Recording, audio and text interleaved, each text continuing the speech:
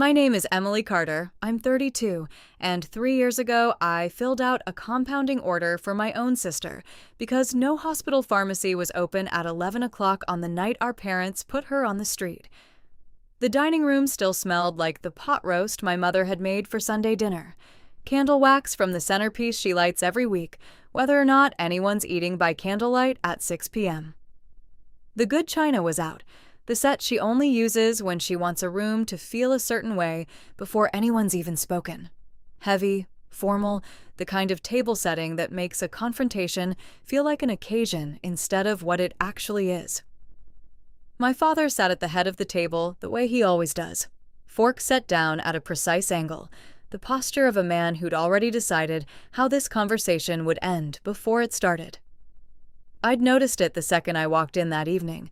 Something was wrong before anyone said a word. My mother's smile was too fixed, the kind she wears for photographs.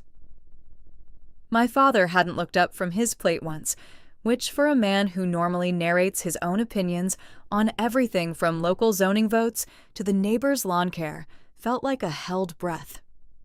Lily had texted me an hour earlier, just one line. "Can you come tonight? Please." No explanation. I'd driven straight from a 12-hour shift at the pharmacy still wearing my badge, too tired to read the warning signs clearly until I was already sitting down. Lily stood instead of sitting. 26 years old, 6 months pregnant, hands folded over her stomach the way you hold something you're trying to protect from a room that hasn't decided yet whether it wants to hurt it. Her knuckles were pale around the edge of the chair she'd pushed back. I could see the small tremor in her shoulders that she was working hard to keep out of her voice. "I need you to understand," she'd said, voice steady in a way I knew had cost her everything she had left, that I'm keeping the baby, with or without your help. The room went still in the specific way a room goes still right before something breaks. The hum of the refrigerator in the next room suddenly audible, the tick of the grandfather clock in the hallway my father insists on winding every Sunday, like it's a sacred duty. My father didn't raise his voice. He never does. That's the thing people don't understand about men like Robert Carter. The damage doesn't come from volume. It comes from the absolute stillness right before he delivers something irreversible. He set his napkin down beside his plate, folded once, the same deliberate motion he uses to end any conversation he considers finished. "Then you'll do it somewhere else," he said. "Not under this roof. Not with this name attached to it." My mother sat across from him, dabbing at the corner of her mouth with a napkin she didn't need, already rehearsing the version of this story she'd tell the neighbors. "Lily's going through a difficult time. We're respecting her choices." Margaret Carter has spent 55 years perfecting the art of sounding compassionate while doing nothing that requires actual compassion. She didn't look at Lily once during the entire exchange. Her eyes stayed fixed on a spot somewhere above the centerpiece, as if looking directly at her own daughter might make the moment too real to manage. I sat at the far end of the table, the way I always do at family dinners, close enough to be counted, far enough that nobody asks my opinion until the decision's already made. My hands were flat on the tablecloth, and I remember consciously deciding not to clench them, the same way I train myself not to react visibly in a hospital pharmacy when a chart comes back wrong and the room needs someone calm more than it needs someone honest about how alarming the number actually is. I am a clinical pharmacist. I have spent 11 years learning to read the exact moment a situation tips from manageable into emergency, the precise threshold where you stop offering options and start acting. I watched that threshold arrive at my parents' dining table the same way I watch it arrive in a hospital corridor. Quiet, clinical, and absolute. "Dad," I said, "she's 6 months pregnant. It's 11 degrees outside." "She made her choices," he said, not looking at me. "She can live with them." If you've ever sat at a table and watched your own family choose its reputation over a person sitting right in front of them, drop a comment. I think more people have sat in that exact chair than anyone admits out loud. I tried once more. Where exactly do you think she's supposed to go tonight? That's not my concern anymore, my father said, and something about the flatness of it. Not cruelty exactly, just total administrative finality. The tone of a man closing an account he'd decided was no longer worth servicing. Told me there was no version of this conversation that ended any other way. My mother still hadn't said a single word directly to her own daughter. Lily didn't cry. I want to be clear about that because it matters for what came later. She picked up the single duffel bag she'd packed that afternoon. She'd known, somehow, before any of us said it out loud, exactly how this dinner would end. And she walked to the door. I could hear the zipper catch slightly as she adjusted the strap on her shoulder, the small, mundane sound of someone doing something practical because nothing else was available to do. My mother said nothing. My father said nothing. I stood up so fast, my chair scraped hard enough against the floor that everyone flinched except him. "I'll drive her," I said. "You'll come right back," my father said. Not a question, an instruction, the same tone he'd used my entire childhood to indicate a decision had already been made on my behalf, the one that used to work on me before I'd built an entire career on learning exactly when to stop accepting someone else's version of an emergency. I didn't answer him. I picked up my keys and followed my sister out into 11 degrees of November air, the cold hitting both of us at once on the porch, sharp enough that I felt it in my teeth. I watched her shoulders shake, not from crying, I realized once we were in the car and the heater had kicked on, but from cold, because she hadn't grabbed a coat, because some part of her brain hadn't fully processed yet that this house no longer had a coat closet she was allowed to use. She sat with her hands pressed flat against her stomach the entire drive, not speaking, watching the streetlights pass overhead through the windshield, and I remember gripping the wheel tighter than I needed to, running through a mental checklist the way I run through medication interactions. What she'd need tonight, what she'd need by morning, what kind of safety net I could build in the next 6 hours that nobody else in that house had been willing to offer her in the last 60 seconds. I drove her to my apartment that night. I filled out paperwork the next morning to get her onto my insurance as a dependent, the kind of administrative maneuvering I'm good at, precisely because I understand, better than most people, exactly how fragile a person's access to basic care can be when family decides to weaponize it. I remember sitting at my kitchen table at 6 a.m., still in the clothes from the night before, filling out form after form while Lily slept on my couch under the one spare blanket I owned, and feeling something settle into place in me that hadn't been there before. Not rage exactly, something colder and more durable than rage. The specific resolve of someone who has just watched proof of a fact she'd always suspected, but never had to confirm out loud. I want you to remember that detail. It matters later. For 3 years, I watched my sister build a life out of almost nothing. A studio apartment with a radiator that clanked every night at exactly 2 a.m., a job at a pediatric clinic she'd found through a connection I'd made for her, a son named Theo, who has her exact laugh and absolutely none of our father's coldness. I watched her get stronger in the specific way people get stronger when nobody's left to catch them, the kind of strength that doesn't perform itself for an audience, because it was never built for one. My parents didn't call. Not once. Not for the birth. Not for a single birthday. Not for anything. I'd mention Theo occasionally during my twice-yearly visits, testing the silence the way you test a wound to see if it's healed, and my mother would change the subject within seconds, smooth and practiced, the same way she'd avoided looking at Lily that night at the table. I kept visiting them twice a year, the way you keep maintaining a relationship you're not sure you actually want anymore, mostly out of a habit I hadn't yet found a good enough reason to break.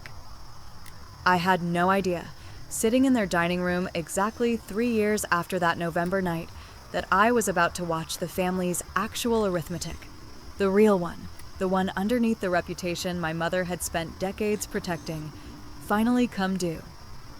The radiator in Lily's first apartment clanked every night at exactly 2 a.m., A sound I learned to predict the way you learn to predict any recurring alarm, and for the first 6 months after that November dinner, I was there often enough to hear it more times than I can count.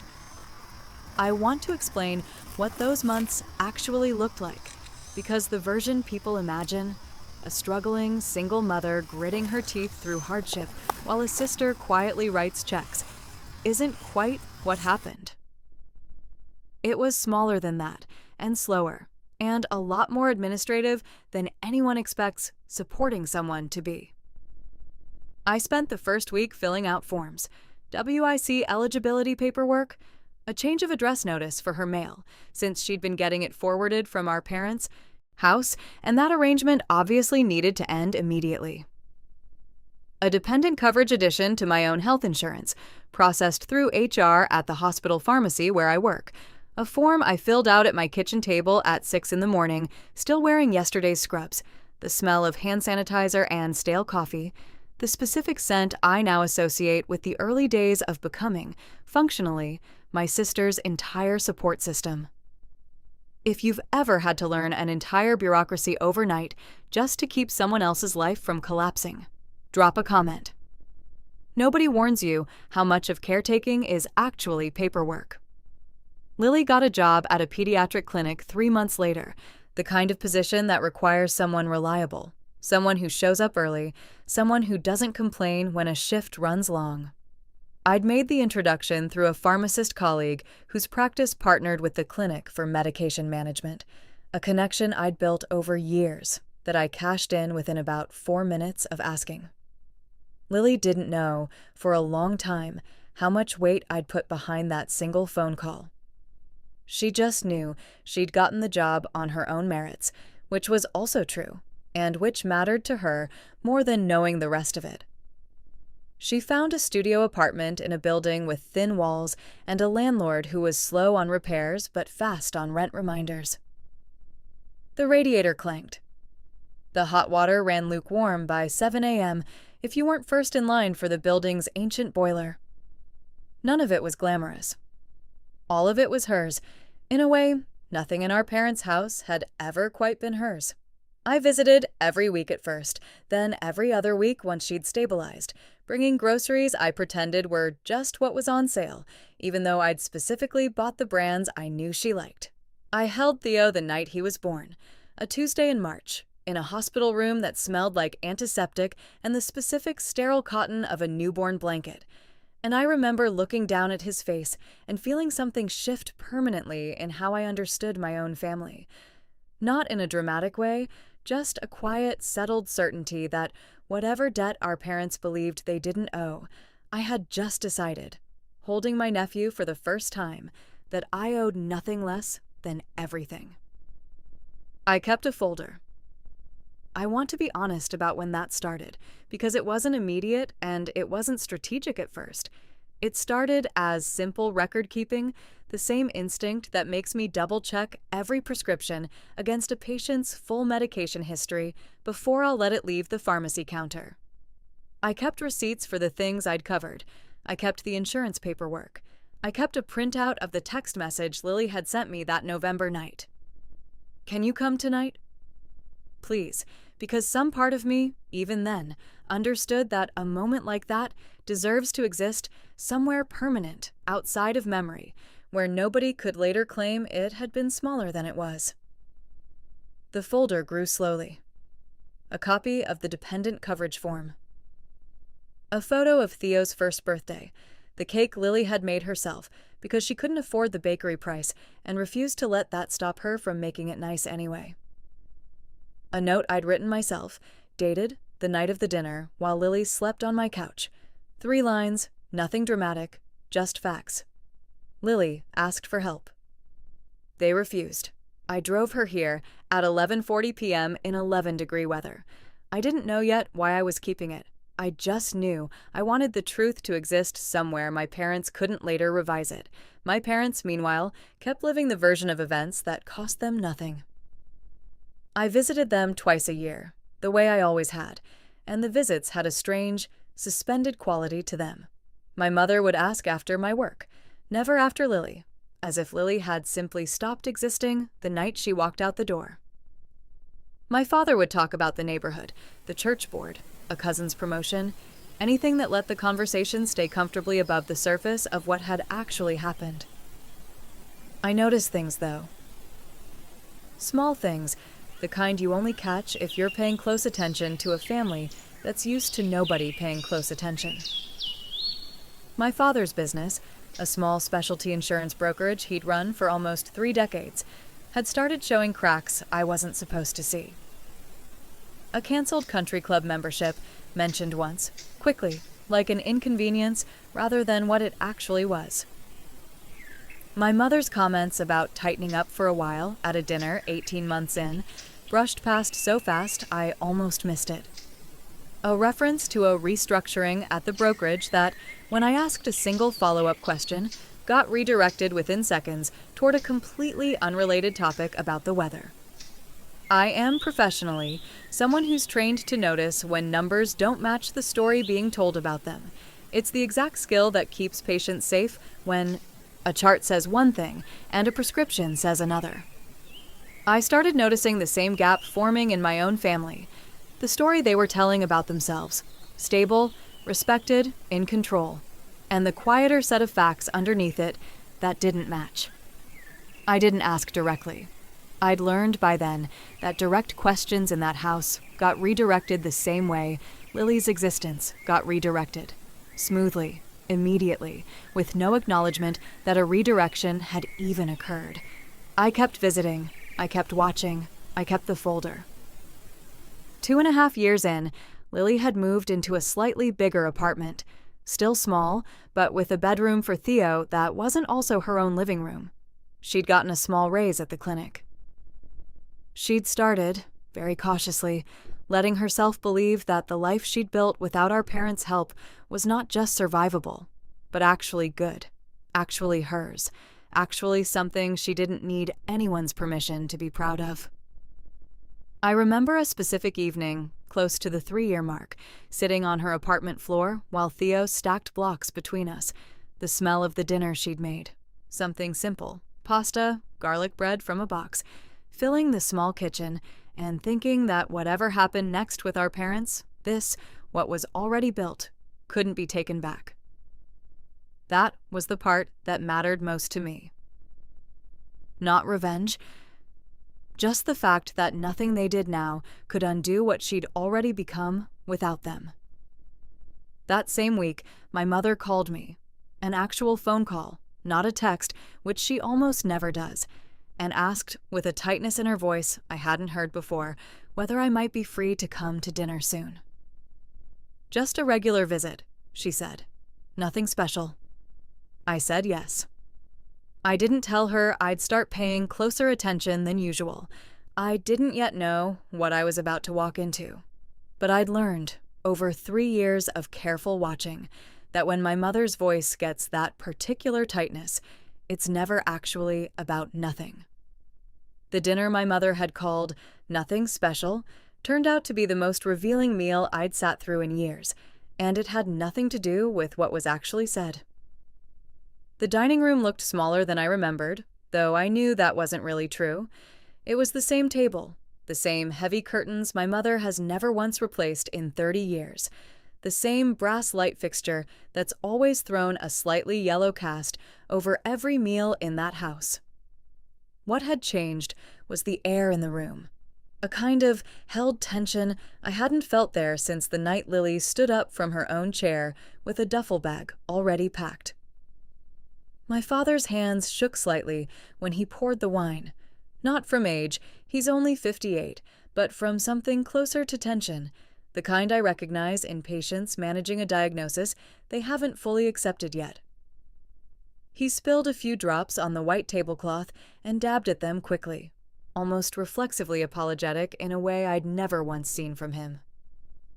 My mother's smile had the same fixed quality I remembered from 3 years earlier, except now it looked less like control and more like effort, the visible strain of someone holding an expression in place, because the alternative was letting her face do what it actually wanted to do.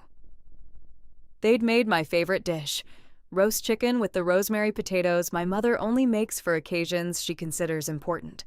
And something about the care put into that detail unsettled me more than if they'd simply ordered takeout. People don't cook like that for nothing special. People cook like that when they need something to go well. They didn't mention Lily once during the first 20 minutes. They also, I noticed, didn't mention the country club, the brokerage, the renovation they'd talked about doing to the kitchen for years and never started. My father usually narrates at least one opinion about local zoning by the second course. Tonight he talked about the weather, twice, and then ran out of things to say about it. The absence of those topics told me more than any direct statement could have. Near the end of the meal, my father cleared his throat in the particular way he does, before saying something he's rehearsed. A small sound, 2 beats, the verbal equivalent of someone squaring a stack of papers before a presentation. "Your mother and I have been thinking," he said, "about reconnecting with Lily." I set my fork down very carefully, the same motion I use when I need a beat to keep my expression neutral before responding to something that matters.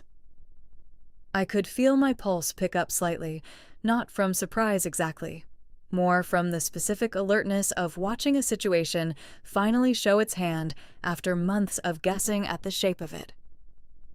"Reconnecting," I repeated. "It's been long enough," my mother said quickly. Too quickly, the words arriving before the sentiment behind them had finished forming. Her hand moved to smooth a napkin that was already perfectly flat.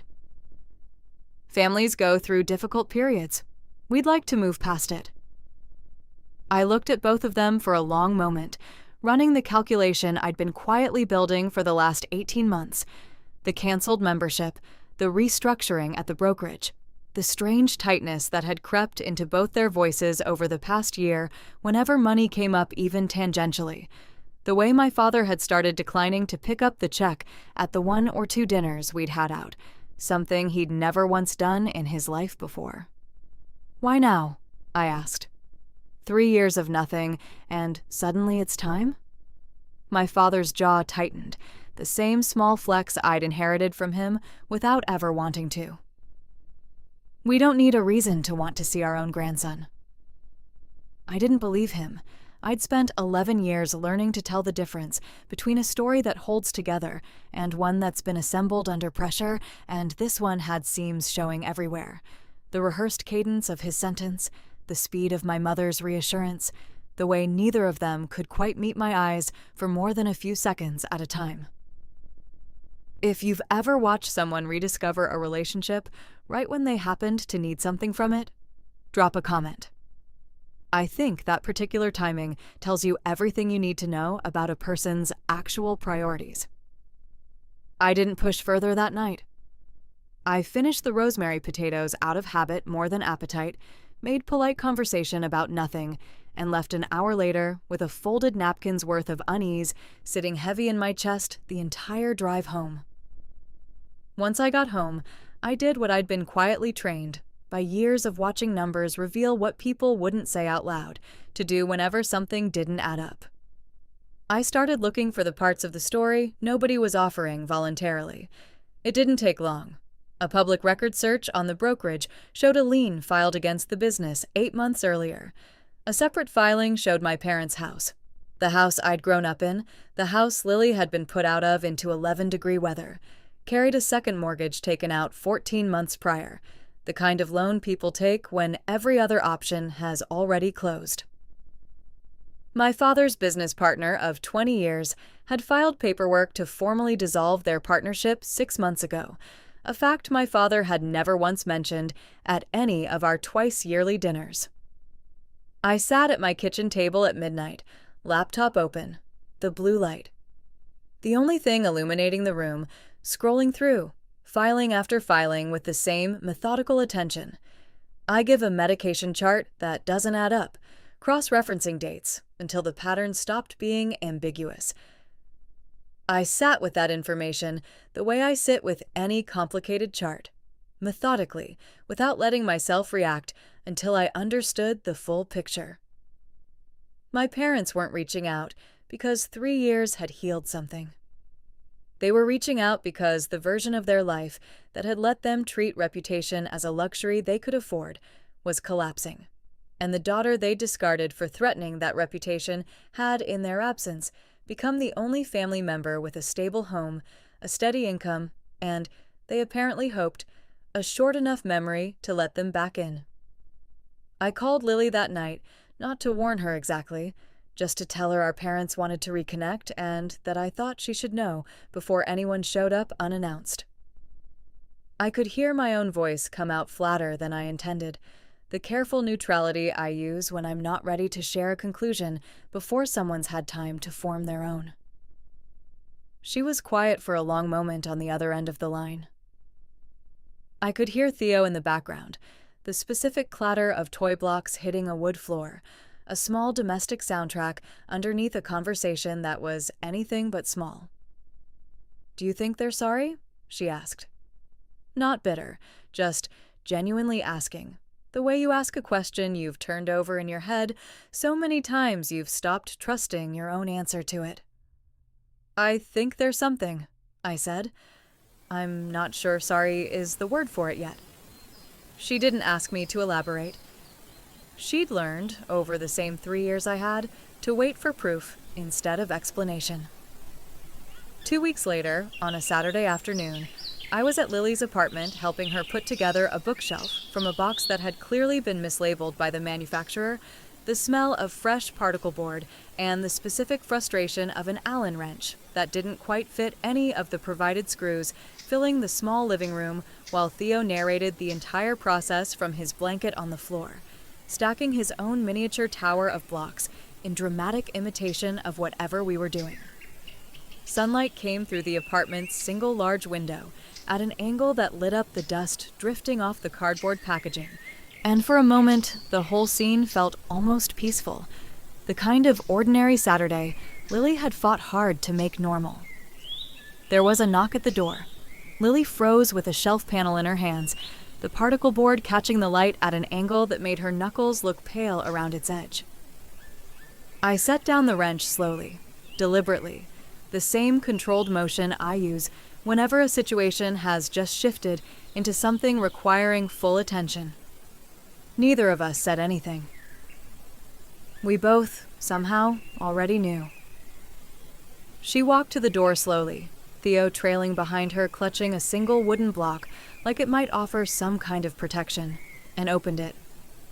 My parents stood on the landing, my father in a coat that looked expensive but slightly dated, the kind you keep wearing because buying a new one suddenly feels unaffordable, his collar slightly crooked in a way that would have been unthinkable for him 3 years ago. My mother beside him, hands clasped in front of her, posture carefully composed into something meant to look humble, though I noticed her eyes moving quickly past Lily to take in the apartment behind her, the bookshelf in pieces, the small but clearly loved space, cataloging it the same way she'd once cataloged dinner parties for their social value. Neither of them looked proud.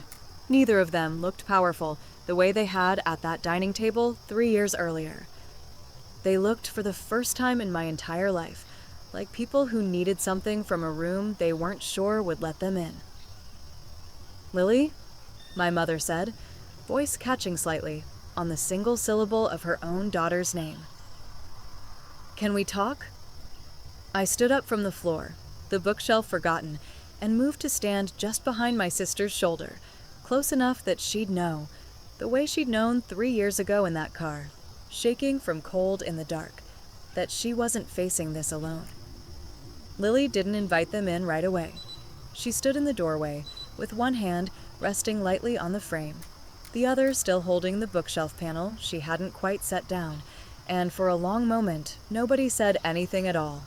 I could hear the building's old plumbing groan somewhere behind the walls, the kind of sound that's always present in that apartment and usually unnoticed, except in moments like this one when every small noise in the room suddenly registers louder than it should. Sunlight from the single window had shifted slightly while we'd been working, throwing a long rectangle of light across the floor that now reached almost to my father's shoes, and I remember thinking, absurdly, that even the light in this apartment seemed to be measuring how far they'd be allowed to come in. "You can come in," she finally said, "for a few minutes." The apartment felt smaller with all 5 of us in it, my parents standing just inside the door, like guests who weren't sure they'd been properly welcomed. Theo retreating to stand half behind Lily's leg, watching these 2 unfamiliar adults with the open, unguarded suspicion only a 3-year-old can manage without apology. I stayed near the bookshelf, close enough to step forward if Lily needed me, far enough to let this be hers. My hand still smelled faintly of the sawdust from the particle board, and I found myself gripping the wrench a little tighter than I needed to, an old habit from childhood I hadn't realized I'd kept, holding onto something solid whenever the air in a room with my father in it started to feel uncertain. My mother's eyes moved around the small living room, the second-hand couch, the bookshelf still half in pieces, Theo's drawings taped to the refrigerator visible through the kitchen doorway, a single photo on a shelf of Lily and Theo at the beach the summer before, both of them laughing at something outside the frame, and something in her expression flickered. Not quite admiration, not quite shame, somewhere uncomfortably between the 2. I watched her catalog the apartment the same way she used to catalog dinner parties for their social value, except this time the inventory seemed to be unsettling her instead of reassuring her, as if she'd expected to find evidence of struggle, and instead found evidence of a life that had simply moved on without needing her opinion of it. "He's gotten so big," she said softly, looking at Theo, who pressed himself further behind Lily's leg in response, one small fist curling tighter around the wooden block he still hadn't put down. "He's 3, Lily said. "You'd know that if you'd asked at any point in the last 3 years. My father cleared his throat, the rehearsed sound again, though it landed differently here than it had at his own dining table, stripped of the home advantage. He shifted his weight slightly, the expensive but dated coat catching the light, and I noticed for the first time how much smaller he seemed standing in someone else's doorway than he'd ever looked seated at the head of his own table. "We came to talk, to try to fix things." "Fix what, specifically?" Lily asked. Her voice was calm, genuinely calm, not performing it the way I'd watched her practice composure for years in the early days, back when calm had still cost her something to maintain. "I'd like to hear you say it." "What exactly are we fixing?" My mother's hands twisted slightly in front of her, the same nervous motion I remembered from childhood whenever she was caught between 2 versions of a story she needed to keep straight. "The distance between us, the time we lost." "You didn't lose time," Lily said. "You made a choice. There's a difference." I watched my father's jaw tighten, the same flex I'd inherited, the look of a man encountering resistance he hadn't budgeted for. "Lily, we're trying to apologize." "I haven't heard an apology yet," she said. "I've heard fix things and distance and time we lost. None of those are an apology. They're just softer words for the same night." The room went quiet again. Theo had picked up a block and was turning it over in his small hands, sensing, the way children do, that the air had changed, even if he couldn't name how. He looked up at his mother once, checking, the way he always does, for the cue on how worried he should be. Lily reached down without looking and rested a hand briefly on his head, a small, automatic gesture of reassurance that didn't break her focus on the 2 people in front of her for even a second. I want to be honest about what I was thinking in that silence, because it mattered to me later. I had the folder. I'd brought it that morning without telling Lily why, some instinct telling me I might need it, sitting now in my bag by the door. The receipts, the dependent coverage form, the note I'd written at 6 a.m. 3 years earlier, the printed text message that started all of it. I had, if I wanted to, every piece of proof necessary to lay out exactly how this family's numbers had actually worked for the last 3 years, who had shown up, who hadn't, who had built a life, and who had simply waited for that life to become useful again. Part of me, the part trained to never let an inconsistent chart go unflagged. Wanted to pull it out right then, to lay the timeline in front of them the way I'd lay a medication history, in front of a physician who needed the full picture before making a decision. The lien on the brokerage. The second mortgage. The dissolved partnership. Every date that proved this visit had nothing to do with love rediscovered and everything to do with a collapsing balance sheet. I didn't reach for it. This wasn't my reveal to make. It had never been mine to make. I'd kept the folder so the truth would exist somewhere permanent, not so I could be the one to wield it. That distinction mattered more to me, standing in that small living room, than I expected it to. Lily didn't need my evidence to know what was true. She'd lived the only evidence that actually mattered. My mother tried again, her voice gaining a practiced warmth that I recognized instantly, the same tone she used to manage uncomfortable dinner party moments for 30 years. "We've missed you, both of you. We'd love to be part of his life, part of yours." "Why now?" Lily asked, the same question I'd asked at that dinner table 2 weeks earlier, except it landed harder coming from her, because she was the one they'd actually discarded. My father's composure cracked first, just slightly, a flicker of something raw beneath the rehearsed lines. "Things have been difficult. The business, the house. We thought maybe it was time to bring the family back together while we still could." There it was. Not love rediscovered. Not guilt finally caught up to them. Difficulty. Things had been difficult, and the daughter they'd put out into 11-degree weather had quietly become, in their accounting, the only stable asset left in a family whose other assets were collapsing. Lily didn't react with anger. I watched her absorb it the way I'd watched her absorb everything for 3 years. Fully, completely, without flinching, and without needing to perform the flinch for anyone's benefit. "So this isn't about Theo," she said quietly. "It's about you." "That's not," my mother started. "It's okay," Lily said, and her voice had a strange, settled calm to it now, the sound of someone who has finally heard the sentence she'd been waiting 3 years to hear, confirmed out loud. "I think I needed to hear you say it plainly, so thank you, actually." "For that part." My father opened his mouth to argue, some old instinct reaching for the authority he used to hold in every room he entered. He found, I think, that the authority simply wasn't there anymore. Not because Lily had taken it from him, but because it had quietly stopped existing the moment she'd built a life that didn't require his permission.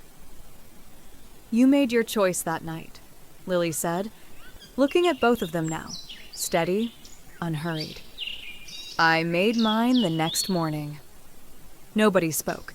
The radiator in the next room ticked faintly, the same kind of mundane domestic sound that had been the soundtrack to every hard night of the last 3 years, indifferent to the gravity of the moment happening beside it. "I'm not interested in punishing you," Lily continued. "I'm not interested in revenge. I just don't think I owe you access to something I built without you. Theo's safe. He's loved. He has everything he needs. That didn't happen because of you. It happened in spite of you." My mother's eyes filled, and for the first time all evening, I genuinely couldn't tell whether the tears were real grief or rehearsed performance, and I realized, watching her, that it no longer mattered which one it was. The distinction had stopped being relevant the moment Lily stopped needing either version of her parents' feelings to validate her own life. I'd spent years trying to read my mother's face for the difference between real and performed emotion, the same instinct I use scanning a patient's chart for the difference between a genuine reaction and a manufactured complaint. And standing there in Lily's small living room, I let go of needing to know the answer at all. "Please," my mother said, "just give us a chance to know him." Lily looked at Theo, who had wandered slightly closer, curiosity finally outweighing caution, studying these two strangers his mother seemed to know, but clearly didn't trust. He held his block out toward my mother for half a second, the unthinking generosity of a small child who doesn't yet understand the weight of who he's offering it to, then pulled it back just as quickly, retreating again behind Lily's leg. "Maybe someday," Lily said. "Not today, and not because you showed up needing something. If that day comes, it'll be because you've actually earned it, not because the business is struggling." My father's face went through several expressions in quick succession. Anger, something that might have been shame, and finally a kind of exhausted resignation. The look of a man realizing the leverage he'd spent a lifetime assuming he had simply didn't exist anymore. I watched him glance once toward the window, toward his car parked on the street below. The same instinct I'd seen him use my whole childhood whenever a conversation stopped going his way, looking for the exit before he'd actually lost. "I think it's time for you to go," Lily said. Still calm, still steady. No raised voice, no dramatic gesture, nothing that would have made for a louder scene than the quiet, total finality of the sentence itself. My mother reached toward her once, a small, aborted motion, her hand stopping somewhere in the space between them, and then let it drop when Lily didn't move toward it. The gesture landed strangely in the room, half-formed, the kind of touch that only works when both people want it, and I watched my mother realize in real time that wanting it wasn't enough anymore. They left without another word. I watched them walk down the apartment stairs from the window, my father's expensive, slightly dated coat, my mother's carefully composed posture, finally collapsing a little once they thought no one was watching. Two people who had spent 30 years building a story about their own importance, walking away from the one consequence that story had never accounted for. My father paused once at the bottom of the stairs, looked back up toward the window for a moment, and then got into the car without saying anything else. Lily closed the door. Not slammed, just closed it quietly, the same way you close a chapter you've already finished reading, the kind of quiet that takes far more strength than any slam ever could. She turned to me, and for a moment, neither of us said anything. Theo had already wandered back to his blocks, unaware that anything permanent had just happened in the room around him, stacking them into a small, wobbling tower with the complete focus only a 3-year-old can bring to something that doesn't actually matter yet. "I'm proud of you," I said. "I didn't do it for pride," she said. "I did it because it was true." I thought about the folder still sitting in my bag by the door, the receipts and forms, and the 3-line note from 3 years ago. All of it suddenly feeling less like ammunition and more like an artifact, proof of something that no longer needed proving, because Lily had just proven it herself, standing calmly in her own living room, in front of the two people who'd once believed they held all the power in this family. I thought about keeping that folder for years, the way you keep an emergency document you hope you'll never actually need, and realized that its real value had never been in using it. Its value had been in simply existing, somewhere safe, in case the day ever came when Lily needed to know, beyond any doubt, that what had happened to her was real, and not something she'd exaggerated in memory. She hadn't needed it today. She'd had something better.